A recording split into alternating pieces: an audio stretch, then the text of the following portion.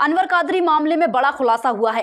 Additional DCP Rajesh Dandotiya ने जानकारी दी है कि आरोपी नेपाल के काठमांडू में व्यापारी बनकर करीब 1 माह तक एक होटल में रुका हुआ था। होटल का पेमेंट उसकी बेटी आयशा द्वारा किया गया था। जांच में सामने आया कि उसकी पत्नी भी कुछ समय पहले नेपाल गई थी। आरोपी लगातार सुप्रीम कोर्ट में जमानत के प्रयास कर रहा था, लेकिन नाकाम रहा। पुलिस पूछताछ में यह भी खुलासा हुआ कि कादरी अवैध रूप से जमीन हड़पने और लोगों को धमकाने जैसी गतिविधियों में भी लिप्त रहा है। पुलिस को कुछ ऐसे लोगों के नाम भी मिले हैं जिन्होंने उसे आर्थिक मदद दी थी, जिनकी भूमिका की पुष्टि की जा रही है। एडिशनल डीसीपी का कहना है कि आरोपी अपनी पहचान छिपाने के लिए लगातार स्थान बदलता रहा, लेकिन पुलिस इनपुट्स के आधार पर उसका पीछा करती रही और नेपाल तक टीम भेजी गई।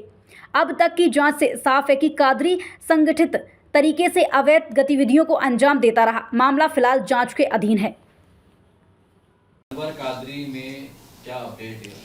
जैसा कि आपको विदित है कि अनवर कादरी को अरेस्ट कर लिया गया है बालगंगा पुलिस के द्वारा और लगातार पुलिस रिमांड पर चल रहा है। 3 तारीख तक की पुलिस रिमांड है, 5 दिन के लिए।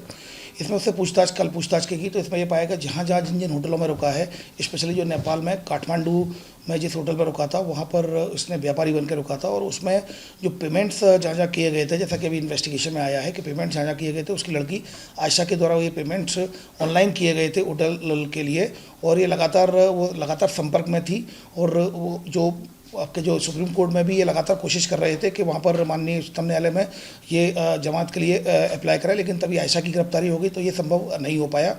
उसके बाद फिर ये भी पता चला है कि उसकी दूसरी पत्नी जो फरहाना है वो भी नेपाल गई थी, 19/7/25 को नेपाल गई थी। इसमें कुछ ऐसे पार्टनरों के नाम सामने आए जिन्होंने आर्थिक उसकी मदद की थी। अब इन्वेस्टिगेशन में कुछ नाम सामने आए हैं तो उनको वेरीफाइड किया जा रहा है। अगर अपराध में संलिप्तता पाई जाती है तो उनके खिलाफ भी वैधानिक कार्रवाई की जाएगी। नेपाल में सर क्या बन के रुका था होटल? नेपाल में ये व्यापारी बन के रुका था और चूंकि पेमेंट्स ऑनलाइन इसकी लड़की के द्वारा किए जाते रहे थे आयशा को, जिसको पूर्व में ही बालगंगा पुलिस के द्वारा गिरफ्तार किया जाकर जेल भेजा जा चुका है। कितना टाइम तक अभी नेपाल में लगभग 1 महीने के करीब ये नेपाल में रहा था।